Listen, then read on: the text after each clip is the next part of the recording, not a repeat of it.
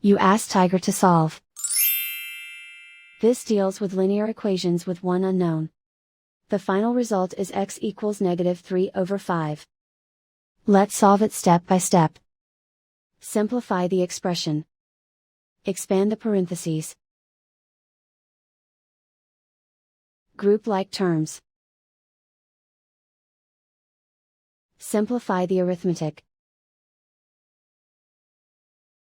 Group all x terms on the left side of the equation. Add x to both sides.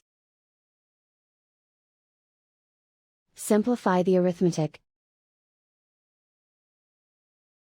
Group like terms. Simplify the arithmetic. Isolate the x. Divide both sides by -5. Cancel out the negatives. Simplify the fraction.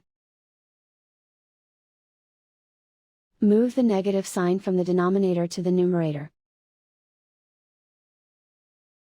And so the final result is x equals -3/5.